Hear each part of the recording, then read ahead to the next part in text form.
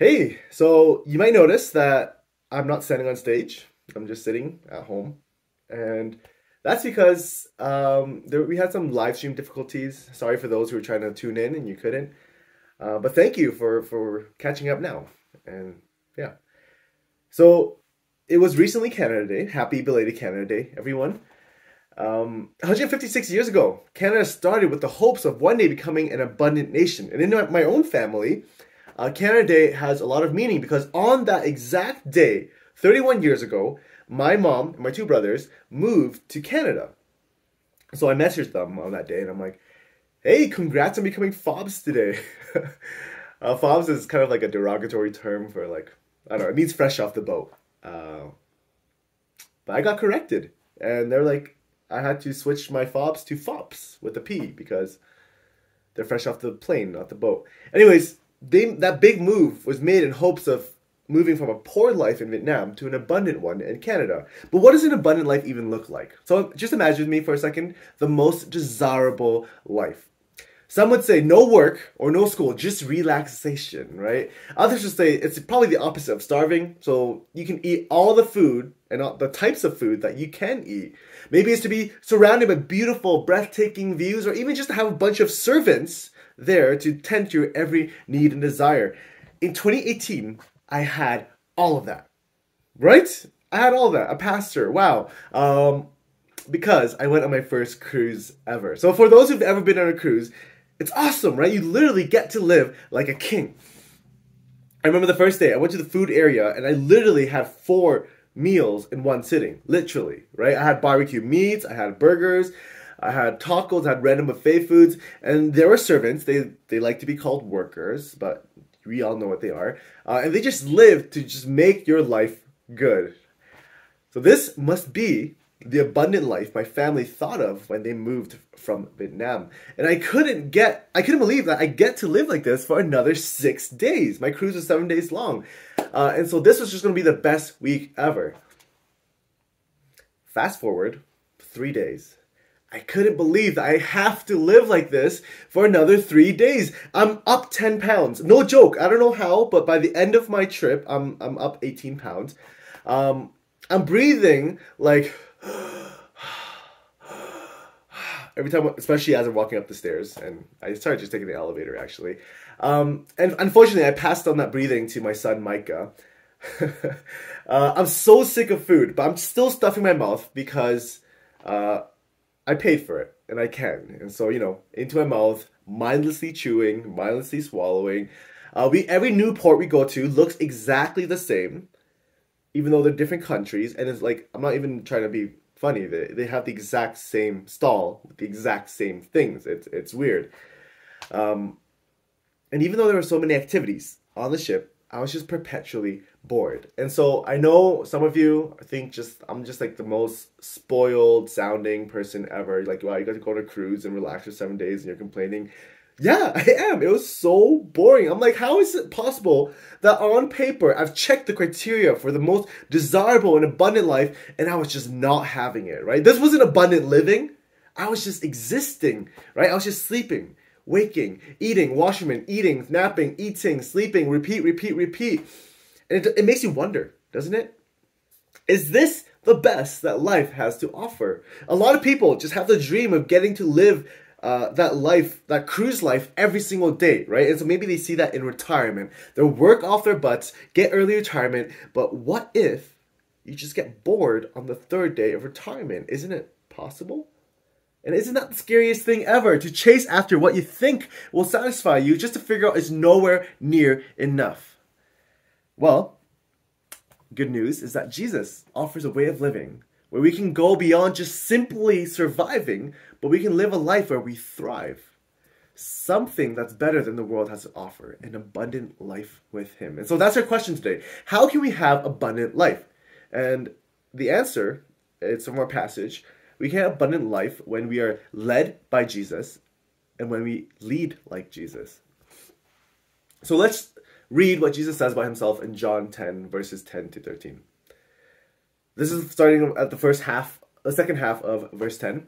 I have come that they may have life and have it to the full. In a lot of translations it says have it abundantly. I am the good shepherd. The good shepherd lays down his life for the sheep. The hired hand is not the shepherd and does not own the sheep. So when he sees the wolf coming, he abandons the sheep and runs away. Then the wolf attacks the flock and scatters it. The man runs away because he is a hired hand and cares nothing for the sheep. That's our passage today. So Jesus says he's a shepherd. That does a few things. So for those ancient people back then, they'll think about shepherds and they'll think about Psalm 23 and in Bible scriptures like that, right? God is the shepherd, and now Jesus is saying the shepherd. He's insinuating that he is in the role of God. But anyways, for us nowadays, we think, well, if Jesus is the shepherd, what does that make his followers? Sheep. You're all sheep. I don't know who's looking, but you're a sheep, you're a sheep, you're a sheep. How does that make you feel? Terrible, right? No one likes to be called a sheep. It's an insult. Why? Because sheep are just simply really, really dumb. Years ago in Turkey, these shepherds left 1,500 sheep to graze when they went to go eat their breakfast. And it just so happened that this grazing area was right beside a cliff, and there were a lot of cliffs in that area, right? And so rumor has it that one sheep, the most advanced sheep of them all, the pioneer of the group, he was looking for the best grass. And he saw it. He found it. It was this beautiful patch of green grass, a little bit of dew on it. The sun was shining on it in a way that was making it sparkle. It just so happened to be at the bottom of the cliff. And so the pioneer sheep did what any rational sheep would do. It jumped off the cliff and it died. Right? What? Anyways, all the other sheep, so probably his brothers and sisters and family and friends, they saw that and they're like, oh my goodness, I can't believe that happened. That's awesome. And then they jumped off the cliff after that first one. And eventually all 1,500 sheep jumped off the cliff because that's just how dumb sheep are. They don't think, they're followers. And now here's the funny thing. Maybe it's not funny for some of you, but not all 1,500 sheep died. Because after the first 450 landed and died, their dead bodies kind of became a soft, fluffy bed of wool for all the other sheep to land on. And I'm like, it's so dark, but I find it so funny. It's like you're falling and you're like, whoa! Oh, it's like a foam pit. And you look down and you're like, Uncle Bob? Which is like, anyways. Maybe that's not funny at all. Maybe it's too dark. Anyways, all that is to say, sheep are just really dumb. No wonder it's insulting to be called a sheep. But let's be real. They're only dumb compared to us humans. Most animals are, right? It'll actually be really weird if you were to compare yourself to an animal and then after comparing yourself, you pat yourself in the back for being smarter. We have to look at the animal for what it's impressive at, right? For example, so we look at ants and we praise their strength. We look at cheetahs, we wow at their speed. We do the same with sheep. I think the coolest thing about sheep for me is that they're very social animals. They can recognize the faces of other sheep. Maybe I'm like specious, but they all look the same. All the faces look the same. How can you recognize it? They can do that with humans too. They can look at a face of human and remember his or her face for years. And beyond just the face, they recognize the voice of people. They recognize the voice of their shepherd. To the point where all shepherds, when shepherds come together, and even though they have different flocks, they'll just combine it because they know that once they holler out at their flock, their sheep will follow after them. They'll separate from the bigger flock and follow their shepherd. And so while each sheep is much lesser than humans, humans are up here, sheep are like down here, in a way, their special ability, their most impressive skill is that they're able to have a relationship that closes that gap. They can have that kind of relationship with humans. And when they do, they actually are able to thrive because they are led by a shepherd. That's us with Jesus. To Jesus, we're sheep. You may be the smartest, you may be the strongest sheep in your circle of friends, but you're still a sheep. But the call to be a sheep is not to be called dumb. It's not the call to be dumb and defenseless, right? Rather, it's to just acknowledge that relatively, when we are compared to God, we are dumb and defenseless. But our greatest ability, like the sheep, is that our most valuable skill, even though there's this huge gap, is to connect with God and to connect with each other. We, lowly creatures, are able to have a relationship with high and mighty Creator, where God loves and values us, and we greatly benefit from him. Have you ever had a friend that kind of made it big? I had a friend in high school. She started a cooking blog. And now she's like really well known on like TikTok and YouTube and stuff. And I feel honored just knowing that she knows me. She knows my name. She knows me by name, right? But that's just a sheep that knows another sheep. We get to know and be known by the shepherd, right? Someone who is a universe of wisdom and power beyond us. I think that's amazing. When we follow him, we go from simply surviving to actually thriving. We go from just existing to living abundantly. But how do we get there practically? Well, some verses before our passage gives us a big hint. The sheep listen to his voice. He calls his own sheep by name and leads them out. When he has brought out all his own, he goes on ahead of them, and his sheep follow him because they know his voice. Jesus is calling us towards an abundant life. But which voice are we choosing to follow? Which voice are we choosing to follow? So I intentionally phrased the question like that because the question is not, do we hear a voice? No, for sure. Everyone hears the voice of something, of someone, and we choose to follow it. Yes, you all hear voices. You have voices in your head. You're all a bit crazy. It's a very loud world, right? It's a very loud world. There are so many voices just screaming in your ears at all times. There's a voice of comfort telling you to just collect and hoard and store up things for yourself. There's a voice of fear saying you have to act a certain way or no one will love you. Maybe you have to close up and isolate yourself to prevent people from hurting you. There's a voice of our culture that says all truths are equal, right? All paths are right. If you even say that one thing is more true or better than another, then that is hateful to others and you should be punished for it, right? It's a very loud voice. It's a very loud world with lots and lots of voices.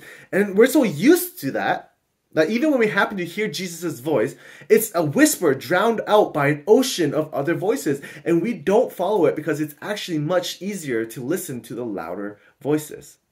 Because the reality is that Jesus offers an abundant life. And as he does that, he will lead you to what you need, but not to what you think you need. And so I'm saying that and you're like, wait, didn't you just say the same thing? I'm not saying the same thing. More often than not, those two things are so different, right? You'll find that the amazing things that Jesus has in store for you is going to look vastly different from what you want for yourself. Remember, compared to God, we're sheep, right? We don't know what we need. Remember the 1,500 sheep that tried to commit mass suicide together? They did that while being completely convinced that was what they needed. We are the epitome of the proverb that says, there's a way that seems right, but leads to death. So if we can get to a point where we are humble and realistic enough to realize that we are sheep in need of a shepherd, we can open ourselves up to wisdom that is much beyond us. We just need to hear his voice and follow. That in itself is much easier said than done. We've all had those experiences where we wonder, is this the voice of Jesus or is this just random thoughts? Even right now, as I'm speaking to you, is Jesus preaching through me or am I just some like heretical dude, Gen Z dude, I'm not Gen Z, who's spewing a bunch of heretical nonsense? How do you know? How can we know? Well, there's one place we can always know. We can be confident about God's voice. It's the Bible. Literally, the Word of God. If you don't know the Bible well, you'll see the world... if you know the Bible well enough, you'll start to see it through the lens of the Bible, and you will hear his voice through everything, right? You can see God's signature and touch and voice in everything. You'll hear his voice through sermons, through friends, through books, through experiences, through random YouTube shorts even, and even through our thoughts and our own intuitions. So we want to get to a point where we're so saturated with God's truths, with God's word, that when you do hear a voice that isn't his, you'll know right away. You're not confused, and you're able to dismiss it. And you can actually follow what is his voice. You might think it's a lot of work to study the Bible, and you'd be completely right. It is. It's like it was written in different languages. There was a whole different culture. It's translated into our modern times. It's actually hard to pull out the meaning, but it's worth it. A little bit goes a long way. Learning the Bible is a little bit like learning the guitar, right? You've all seen those videos where people use 4 chords to play like 80% of the songs you hear on the radio. With the Bible, it's like that. You only need to learn a few chords to get started. If you learn and apply a few key ideas really well, you have the major chords of love and grace and joy and wisdom, mission and faith, stewardship. You'll have most of what you need to live a really abundant life that's pleasing to God. But obviously, musicians don't only stop with 4 chords and say that's good enough. They go on and learn more chords, different ways to play, different configurations of the chords. And as we keep working on the Bible and move into advanced things, we'll get more insights that let us live with more wisdom, more boldness that leads to more joy. That's why I'm thinking, like, you hear about the early disciples, right? They literally like got tortured and like went to jail, and they came out joyful. And it's kind of like, how? I think they're in advanced biblical studies. The Bible promises that it's worth it. It's worth it to know His word. It's worth it to know Him through His word. God has no reason to give us His word so that we can live miserable, restricted lives. That makes no sense. God is using His words to bring us the most abundant, full, and fulfilling life possible. But it doesn't just stop there. Okay, choosing the abundant life is not just being led by Jesus, but eventually becoming like Jesus. Well, don't get me wrong, we're still led by Him, but we are leading like Him as well. Which leads us to our next point. We have abundant life when we lead like Jesus. So let's go back to our passage, specifically verses 12 and 13. Jesus says this: "The hired hand is not the shepherd and does not own the sheep. So when he sees a wolf coming, he abandons the sheep and runs away. Then the wolf attacks the flock and scatters it. The man runs away because he is a hired hand and cares nothing for the sheep." See, in the context of our passage, Jesus is speaking to and against Pharisees. Who were Pharisees? Pharisees were the people, the leaders in charge of the spiritual health of God's people. So they knew the Bible really, really, really well, and yet they didn't live a lick of it. They didn't live it out at all. Instead, they were using their power to actually oppress people through a bunch of extra laws and rules. And through this, they created a system where they can gain a lot of reputation and status, and they can push people down and exclude them even, right? They created a system where they were on top and they were able to put everyone else on the bottom. So though they were supposed to be bringing people closer to God, they were only pushing people further away from God. While they were supposed to be making people look at God, while they were supposed to be pointing at God, they were only pointing to themselves. They were failing their responsibility. They were failing their responsibility. It's a bit like this. Most of the time, I have 2 boys. They're 1 and 2. And so most of the time, I'm really patient with my boys. I'm taking care of them. And even if they're being super loud or unorganized, or even making a mess of like their toys or whatever, I'm cool with it. I'm a chill dad, right? But I don't know why. I lose all chill when a few things come together, right? I'm having a really busy week. And this one is that they're making a mess that has specifically something to do with liquids, right? Something that's like wet, like spilled water or juice or soup or sauce or something, right? I freak out, right?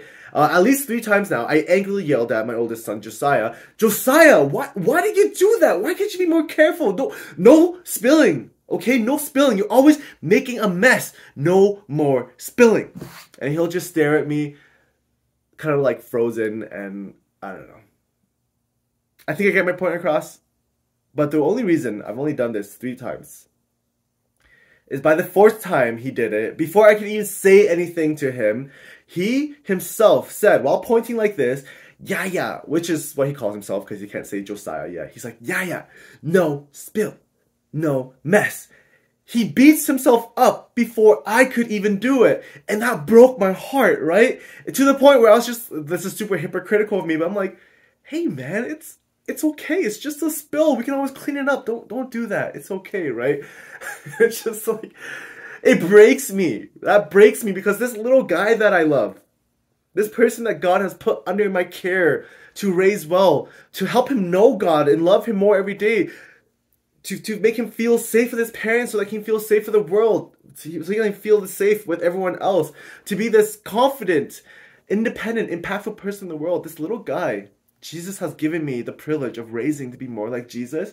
In those moments, I see very clearly and I realize how badly I'm failing at it because I'm breaking him. And so it takes Yahya, or Josiah, yelling at himself for me to even realize it. The Pharisees were failing at their responsibilities to do the same thing, to take people and point them towards God, to raise them to know and love God more every day. But they didn't even care. Jesus describes them as hired hands, meaning that they're people who work just for money, for their benefit. When the trouble is not worth the pay, they'll run away because they don't care about the well-being of the sheep, right? But Jesus, he is the shepherd. He has invested everything, his whole life into the sheep. And when the sheep do well, he does well. He knows the sheep. He takes care of them. He has long-term plans for them. He'll do anything for the well-being of the sheep because this is his livelihood. And so I want to talk about this. We miss something huge in our passage if we only see ourselves as poor, innocent victim sheeps, because we would be ignoring the huge fact that too often we are also Pharisees. And so it's worth asking, what kind of leader are we becoming, right? Because it's very ignorant to assume that just because we're in church, or just because you're listening to a sermon right now, we're becoming like Jesus, right? It's actually more often than not the opposite. People in church become less like Jesus and more like Pharisees. Perhaps the saddest thing is that this is so common among all our churches, right? Especially evangelical churches. Here's what the average Christian in our churches will end up looking like if we're not intentional and we're not careful. We will know what is good and right and do nothing about it. We will judge other people for their sins and completely be blind to our own. We will use good behavior as a tool to exclude other people and to raise ourselves up. We will look at only what is good for ourselves and even our local church while ignoring the health of the greater church and its mission. In all of those things I just listed, there's no love in any of that, right? It goes back to that playing the guitar and knowing the major chords of love.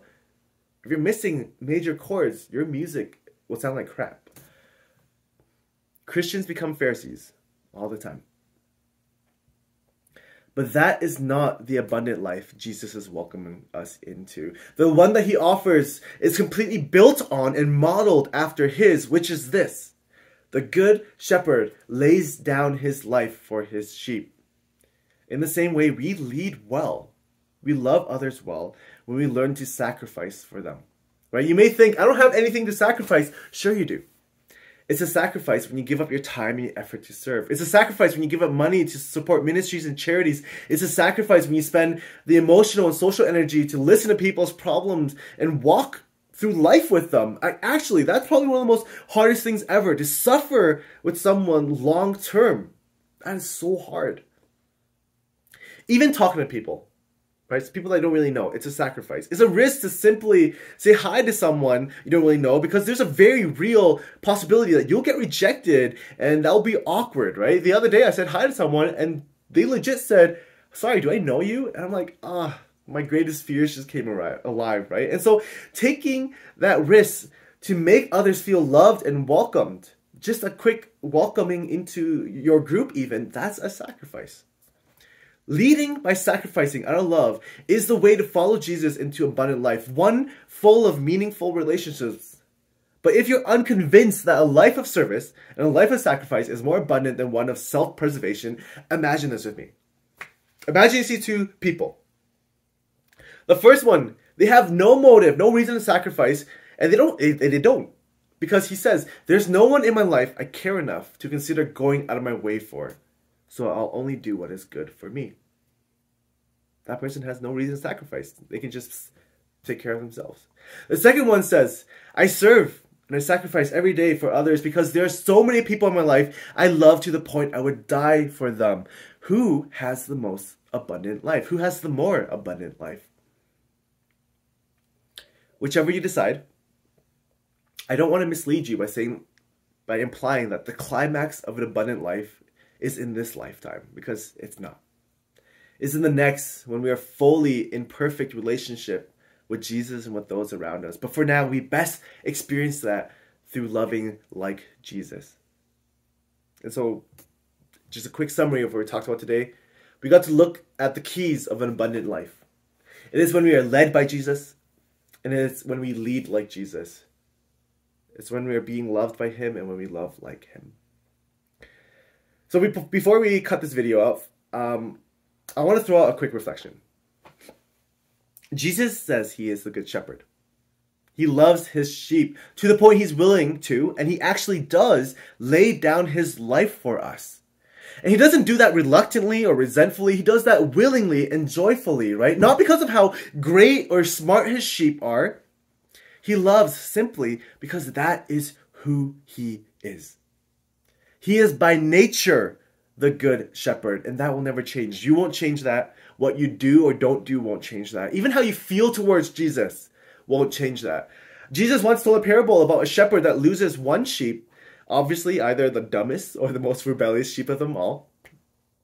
And when he finds that sheep, out of his joy, out of his love for that sheep, he's so happy that he throws a huge celebration with his friends because of how happy he is. Right? I wouldn't do that. I'd probably punish the sheep. And yet Jesus, because of who he is, celebrates when one is found. That's how Jesus feels towards you. That's his heart and positions towards us at all times. And so knowing that, when you know that, that gives you the ability to come to Jesus in a way that bypasses our doubts. It bypasses our insecurities, our traumas, our fears, because his love is not dependent on you. It's not dependent on me. It's not dependent on us. It's dependent on who he is. So even if you feel like you've become the biggest Pharisee and there's no turning back, and even if you feel like you've rebelled and rejected and mocked Jesus to the point that no one in their right mind would accept you back, Jesus is the good shepherd. Wherever you're at, he still chooses to lay down his life for you. He's still looking for you. He's waiting earnestly for you. And so you can always, always return to Jesus. And you can return to his flock, his church. So come back to him so that you're not living a life where you're just trying to survive, but one you can actually thrive because you can personally know the one who gives life abundantly. Thanks for watching.